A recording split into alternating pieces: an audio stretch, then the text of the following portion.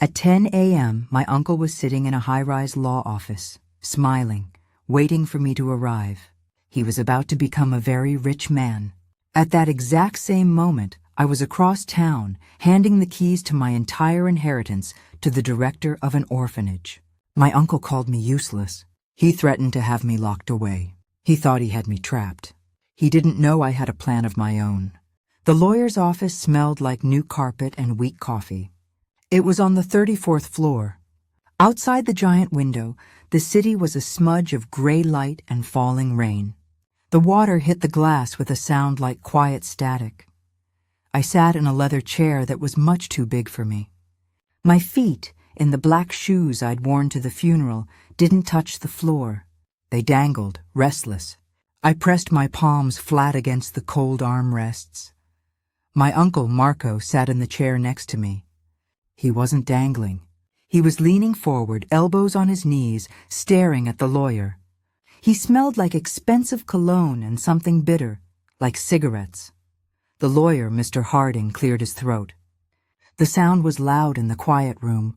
He adjusted his glasses and looked at a thick sheaf of papers on his glass desk.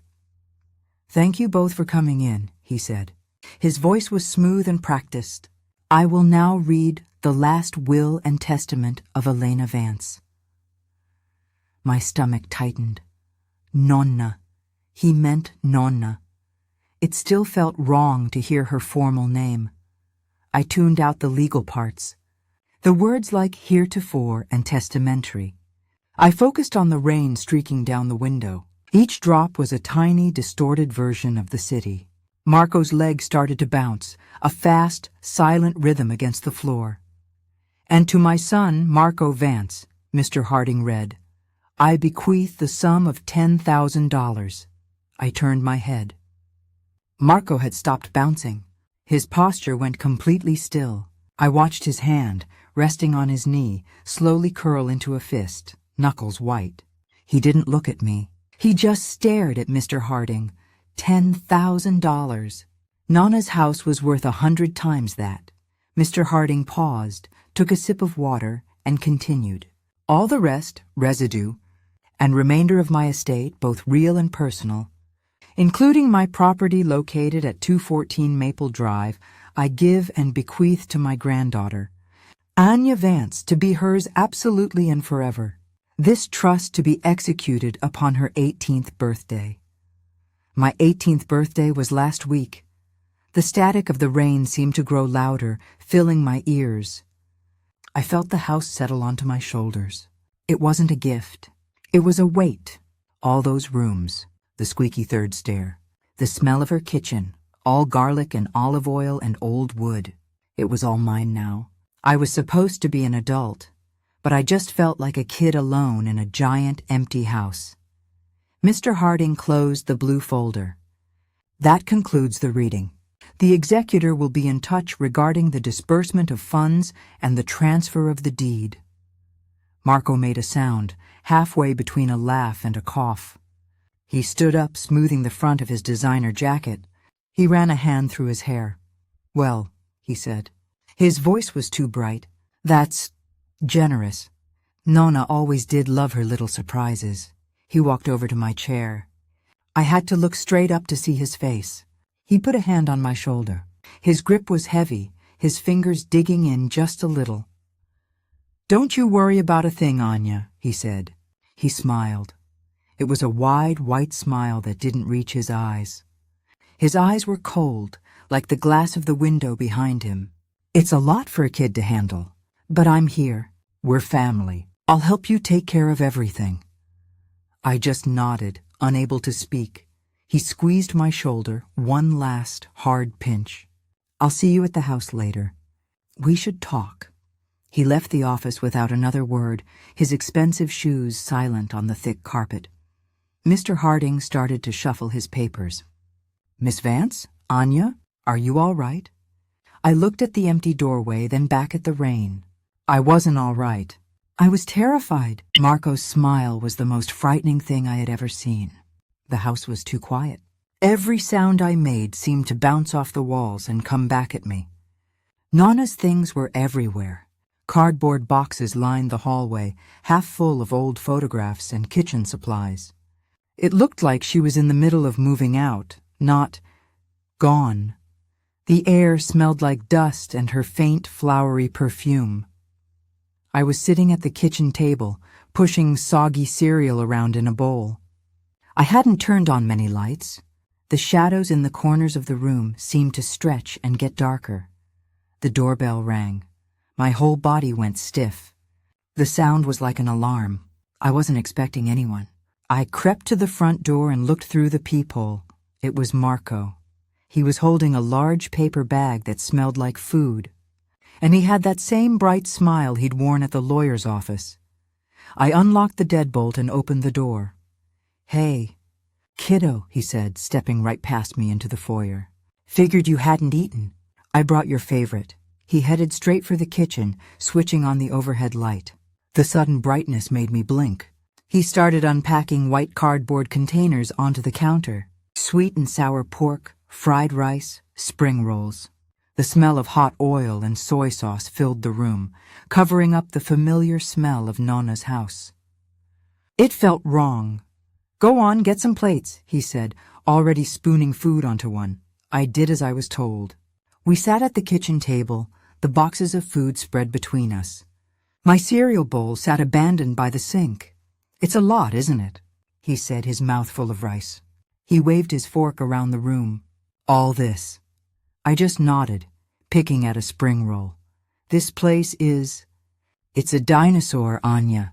The heating bills alone are probably a nightmare, and Nonna told me the roof needs work.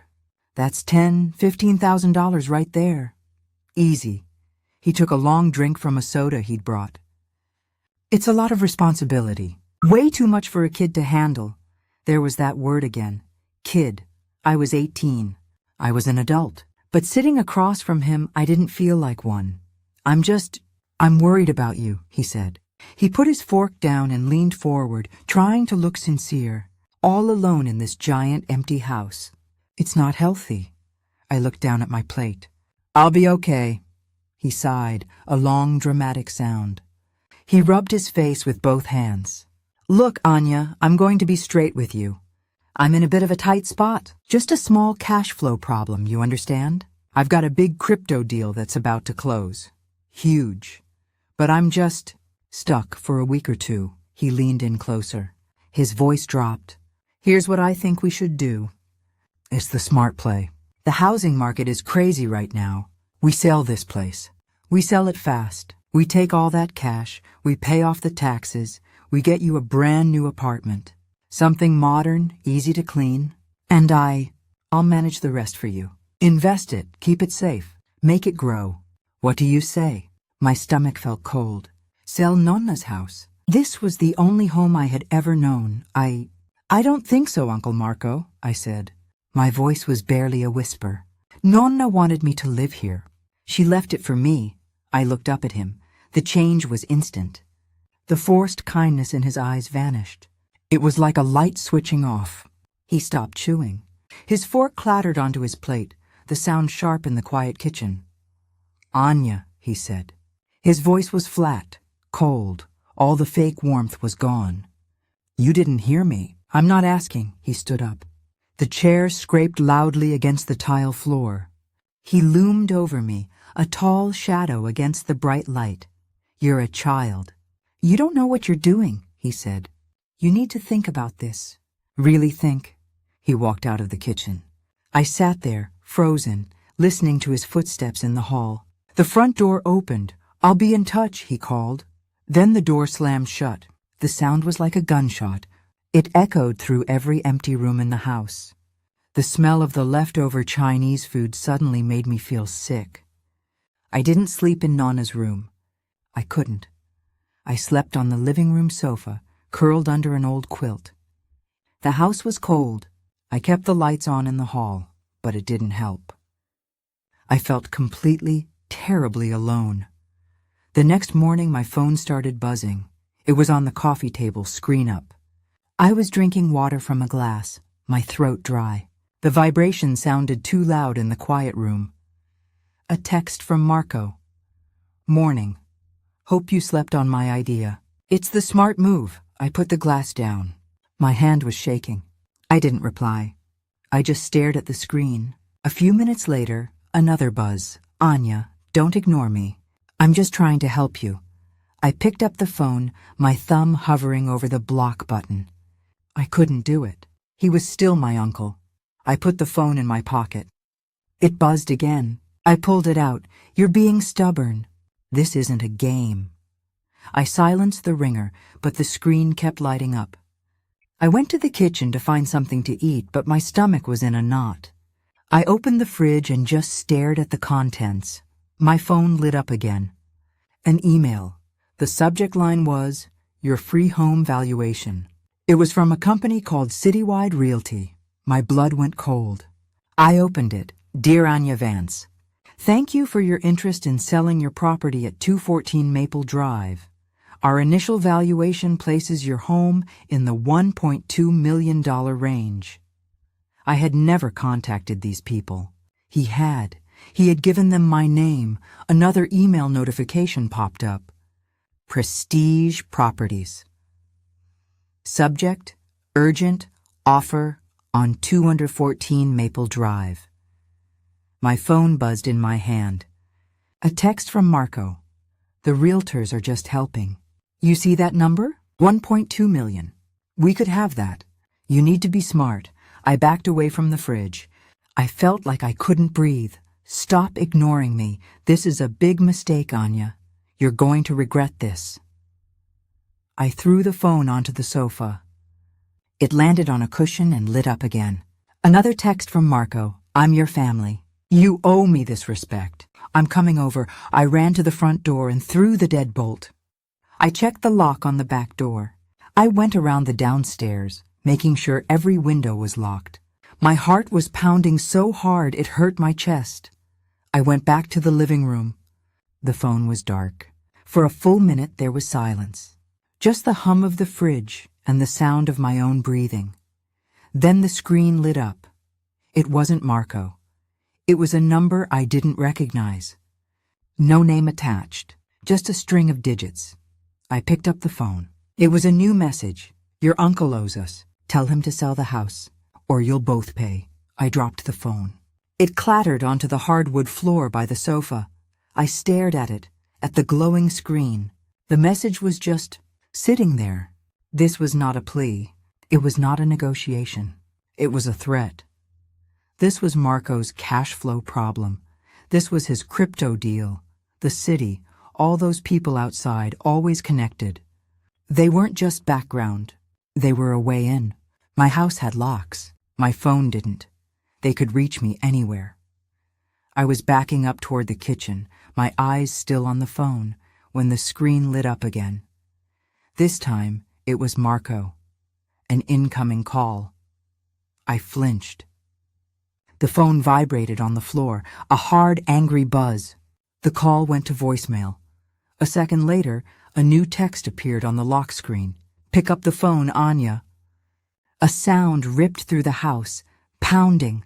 Not a knock, but the heavy thud of a fist hitting the front door. I froze, my back pressed against the living room wall. Anya. I know you're in there. Marco's voice was muffled but loud. Open this door. Right now. More pounding, so hard I thought the wood would split. He was going to break it down.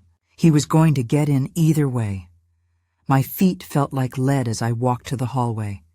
My hands were numb. I stared at the deadbolt. Anya, open it or I swear, I'm coming, I shouted. My voice was thin and shaky. I slowly turned the deadbolt. The click sounded final. I stepped back and the door flew open, slamming against the interior wall with a crack. Marco stood on the porch. He wasn't the smiling, well-dressed uncle from the lawyer's office. His hair was wild, sticking up in clumps. His eyes were red-rimmed and frantic. His shirt was wrinkled, and he looked like he hadn't slept. He stormed inside, pushing past me. He slammed the door shut, and I flinched at the sound. "What is wrong with you?" he yelled.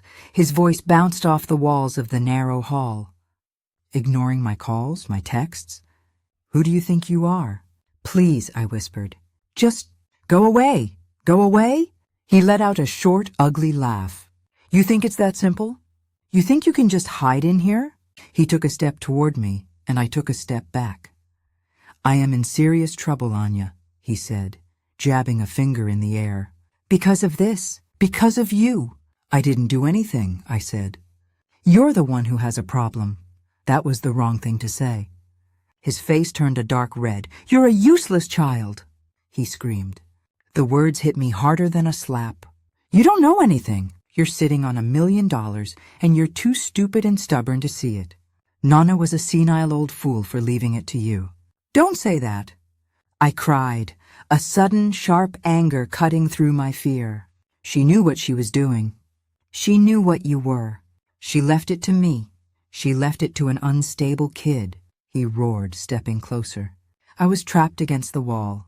You can't handle this. You can't even handle your own life. You're a mess.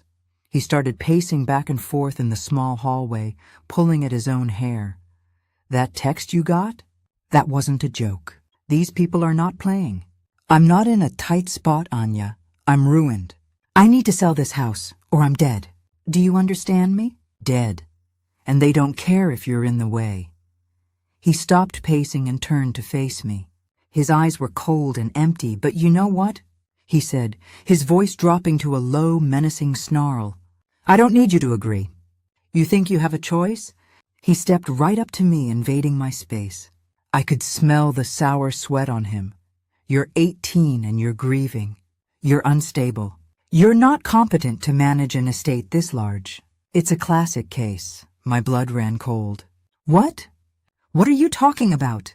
I'll contest the will, he whispered, as if sharing a secret. It's easy. I'm your only family. I'll tell the court you're a danger to yourself, that you're too depressed, too incompetent. I'll get conservatorship. I will have you put in care, Anya. A nice quiet place for sad little girls who can't manage their own affairs. And I will take control of my house. I stared at him. He meant it. He wasn't just going to take the house.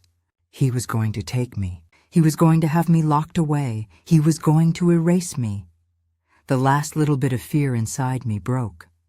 It didn't disappear. It turned into something else. Something hard and cold and heavy. You can't, I stammered, but the words had no power. Watch me, he said. Or, you can just be a good girl. Sign the papers. We can pretend to be a happy family. It's so much easier. He just stood there waiting for my answer, breathing his sour breath in my face. The house was silent. I could hear the clock ticking in the living room, 1 slow second at a time. My legs wouldn't hold me. The strength just went. I slid down the wall in the hallway, my hands covering my face as the first sob broke free. It was a raw, ugly sound that I couldn't stop. All the fear, the grief for Nonna, the crushing weight of the house, and now this final awful threat. He was right. I was alone. I was just a kid, and he was going to destroy me.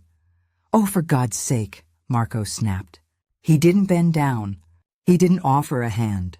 He just sighed like I was a massive inconvenience. Stop it. Crying isn't going to fix anything. I couldn't stop. The tears just kept coming. I was curled up, my knees to my chest, making myself small against the wall. He pulled out his phone. I heard him tap the screen.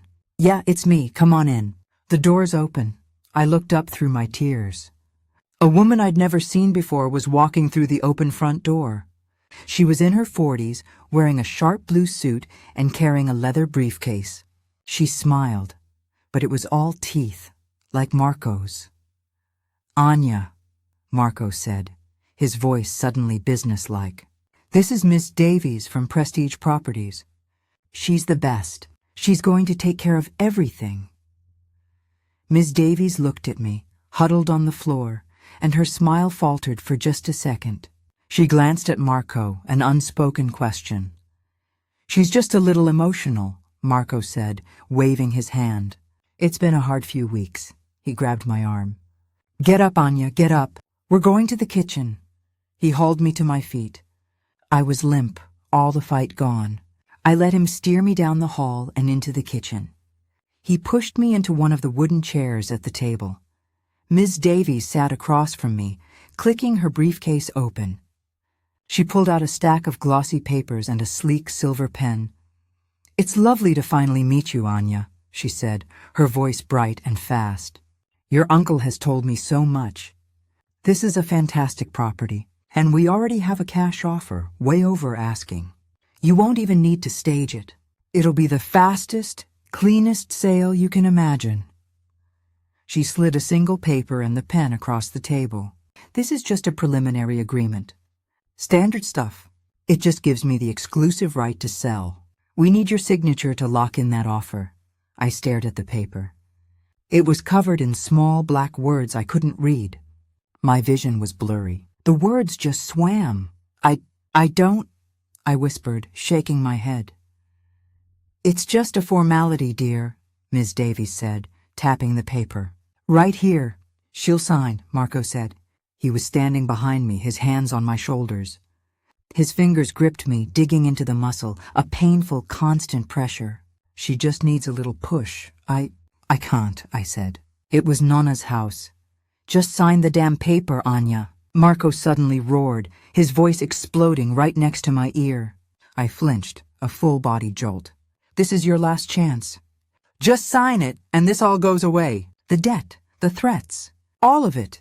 Just sign it." His words echoed in the suddenly silent kitchen. The pressure of his hands on my shoulders was unbearable. Ms. Davies watched me, her pen held out, her professional smile frozen on her face. This was it. There was no way out. He had me. He had won. A single hot tear rolled down my cheek and splashed onto the paper, smudging the ink. I looked at Marco, my uncle. His face was red, his eyes desperate. He looked pathetic, and in that second, the crying inside me just stopped. The fear was still there, but it wasn't panic anymore. It was cold. I took a shaky breath. I wiped my nose on my sleeve. I looked at Ms. Davies, then back at Marco. "Okay," I whispered. My voice was broken and wet. "You're right." "It's too much." I picked up the heavy silver pen. My hand was shaking so badly I could barely hold it. I signed my name on the line. The signature was a jagged, ugly scrawl. Marco's hands instantly loosened on my shoulders. He let out a huge breath, a sound of pure relief. "There," he said, trying to sound kind again. "See? That wasn't so hard." "But," I said, my voice still trembling, "not this. This is just an agreement. The final papers, the deed transfer. We have to do it at the lawyer's office. At Mr. Harding's office, like Nonna wanted." "Fine," Marco said immediately. "Whatever you want." "Tomorrow," I said. "At 10 a.m.? 10 a.m., he agreed, smiling. He looked at Ms. Davies. 10 a.m. We'll get the real papers drawn up tonight." "Perfect," she said, gathering her things, her bright smile back. Marco walked her to the door, triumphant. He was talking quickly about wire transfers and closing costs. He didn't even look back at me. He left with her, pulling the front door shut, but not slamming it this time. I sat alone in the kitchen, staring at the indentation my signature had left on the papers beneath. I heard his car start outside, then drive away. The house was completely silent. I took a deep breath, and it didn't shake. I wiped the last of the tears from my face with a steady hand. The sound of Marco's car engine faded, disappearing down the street. The house was suddenly completely silent. I sat at the kitchen table. The glossy, useless paper I had signed was still in front of me. I stared at the tear-blotched ink of my own name. A clock ticked in the living room. 1 second, 2 seconds, 3. I stood up. My chair made no sound on the tile. The shaking was gone. The tears were dry. My hands felt steady. My whole body felt cold, but it was a solid cold. I walked out of the kitchen, down the hall, past the spot where he had cornered me. I went to the small room at the back of the house. Nona's study. It smelled like old paper, lemon polish, and her. That faint rose lotion scent. It was the only room I hadn't let Marco into. The door was closed. I opened it. The heavy oak desk faced the window. Everything on it was neat. A pen cup, a blotter, a lamp. I reached my hand up, high, to the top of the wooden door frame. My fingers brushed against the small, cold brass key taped there. I pulled it down. I unlocked the top drawer of the desk. It slid open with a soft, expensive shut sound. Inside, there were no secrets.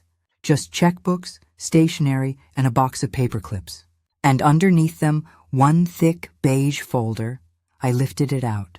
On the cover, in Nona's strong, elegant cursive, were 4 words, "For my strong girl." My breath caught in my chest, but I didn't cry. I opened it. The first thing I saw was the real deed to the house. The original copy, 214 Maple Drive. My name, Anya Vance, was already on it, right beside hers. The transfer had been finalized the day after her funeral. The lawyer, Mr. Harding, had only read the will. He hadn't told us the deed was already done. Beneath the deed was a single folded piece of paper. A letter. My dearest Anya, if you are reading this, I am gone, and you are feeling the weight of the house. I love you more than anything. I am so proud of the woman you are becoming. I am leaving you this home, but I am also leaving you a choice. A house is just a thing, Anya. Wood and brick. Don't ever let a thing own you. And never ever let a man like your uncle tell you who you are or what you are worth. He is a weak man, and weak men are cruel.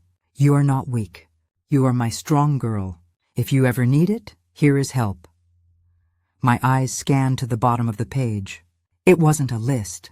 It was 2 contacts. The first was a name, Samuel Chen, Eskers, a lawyer. A different lawyer, not Mr. Harding. The second was Director Alice Bedford, St. Cecilia's Children's Home. I knew St. Cecilia's. Nona volunteered there every Tuesday, reading to the younger kids. I'd gone with her. I remembered the bright peeling paint on the walls and the way the kids would crowd around her. I sat down in Nona's high-backed leather chair. It squeaked just like it always did. I pulled my phone from my pocket. I ignored the screen full of angry notifications from Marco. I dialed the number for Samuel Chen. It was late. The phone rang 4 times. A man's voice, alert and professional, answered. "Chen, Mr. Chen," I said. My own voice was steady.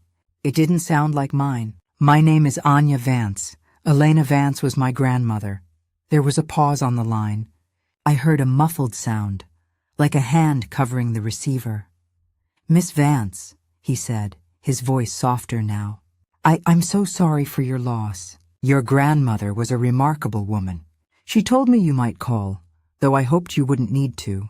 What can I do for you?" "I need to donate my house," I said. The words came out clean.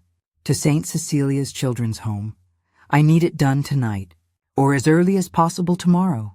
Before 10 a.m. Another pause. This one was shorter. "I see. Yes. That is decisive. Your grandmother said you were decisive." The rest of the night was work. Mr. Chen was fast. He knew exactly what to do. He emailed me documents. I sat in the dark study, the only light coming from the desk lamp and the glow of Nona's old scanner. The machine whined, its bright light passing over the deed, over my ID, over the letter. I signed the digital forms. I clicked send. At 4:30 a.m. it was done. The title was transferring. It was irrevocable. I opened my email and wrote a new message. The recipient was Director Alice Bedford. "Dear Director Bedford," I typed. "My name is Anya Vance, Elena's granddaughter. In her name, I am donating the house at 214 Maple Drive to St. Cecilia's. My lawyer, Mr. Chen, is sending you the official transfer. The house is yours." I paused, then added one more line. "I will be at the home tomorrow morning at 9 a.m. to deliver the keys." I hit send. I stood up from the desk. The first, watery gray light of morning was starting to show through the window. I walked to my bedroom, past the living room sofa I wouldn't sleep on again. I pulled my old school backpack from the closet. I started to pack, just the essentials, clothes, my wallet. Nonna's letter, I had an appointment to keep. At 10 o'clock, I was not at Mr. Harding's office. I was across town, standing on the cracked linoleum floor of the St. Cecilia's Children's Home. The walls were painted a bright, cheerful yellow, but the paint was peeling near the floor. It smelled like industrial cleaner and warm milk. I had arrived at 9 a.m., just as I'd promised. Director Alice Bedford met me at the door. She was a kind-looking woman with tired eyes and gray hair pulled back in a simple clip. She'd been clutching the email I sent, her hand shaking. "Are you Anya?" she had asked, her voice a whisper. "Yes, ma'am," I said. "I have these for you." I held out my hand. On my palm was the full set of keys to Nonna's house. The heavy brass front door key, the deadbolt key, the back door key, even the little silver key for the mailbox. Director Bedford stared at them. She looked from the keys to my face, then back to the keys. "I don't understand," she said, her voice thick. "The email? A house? The whole house?" "Yes," I said. "It's all done. The deed is transferred. It's yours, for the children. In Nonna's name." She put a hand to her mouth. Her eyes filled with tears. She didn't take the keys. She just looked at them. Our lease. We've been praying for a miracle. We didn't know where the children would go next month." Then slowly, as if she was afraid they would vanish, she reached out and closed her hand around the keys. Her fingers were warm. She didn't say thank you. She just cried, her shoulders shaking. "Elena, she always took care of us. She was a strong woman," I said, my voice quiet. At 10:15, Marco was checking his watch. He was sitting in the expensive leather chair in Mr. Harding's office on the 34th floor. The same chair I'd sat in. He had a coffee in his hand. Miss Davies, the realtor, sat beside him, her briefcase on her lap. They were both smiling. "She's late," Marco said, drumming his fingers on the glass desk. He was annoyed but not worried. He'd won. 18, Miss Davies said, shrugging. "They're not known for being on time. She'll be here. She signed the agreement, didn't she?"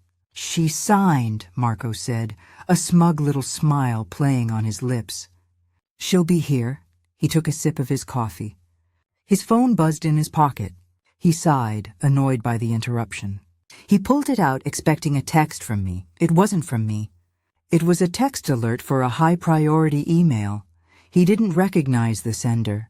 Samuel Chen, wonders he frowned, tapping the notification. The email opened. His eyes scanned the subject line. Notification of title transfer, RE, donation to St. Cecilia's Children's Home. His smile vanished. His face went pale. Miss Davies was talking about closing costs, but he couldn't hear her. He clicked the attachment. It was a PDF, a high-resolution scan of a deed of gift. He saw the address. 214 Maple Drive. He saw my signature, firm and clear. He saw the date, yesterday. He saw the digital signature of a notary. He saw the name of the recipient, St. Cecilia's, and at the bottom a single typed line, "In loving memory of Elena Vance." Marco's hand started to shake. The coffee cup rattled in its saucer. "Marco?" Ms. Davies said, finally noticing. "Are you all right?" He stared at the screen, at the final legal irrevocable words. The house was gone. The money was gone. There was nothing to sell. He got nothing. I stood at the bus stop across the street from the house. My backpack was heavy on my shoulders. It was cold out. I pulled my sleeves down over my hands. I had just enough money for a bus ticket out of the city. I didn't know where I was going, but I knew I couldn't stay. I just looked at the house. Nonna's house. The curtains were drawn. It looked empty. A white van pulled up to the curb in front of it. The logo on the side was St. Cecilia's. Director Bedford got out of the passenger seat. A few other staff members got out too. They stood on the sidewalk, just looking up at the house. They looked like they couldn't believe it. One of them pointed to the roof. They were smiling. The bus pulled up behind me, its brakes hissing. The doors opened. I took one last look. He saw me as a useless kid. He thought he could just throw me away like he threw her memory away. But Nonna taught me that being quiet isn't the same as being weak. The house is where I felt abandoned. So I gave it to children who truly know what that means. He wanted money. They needed a home. He got what he deserved. I turned away from the house, got on the bus, and didn't look back.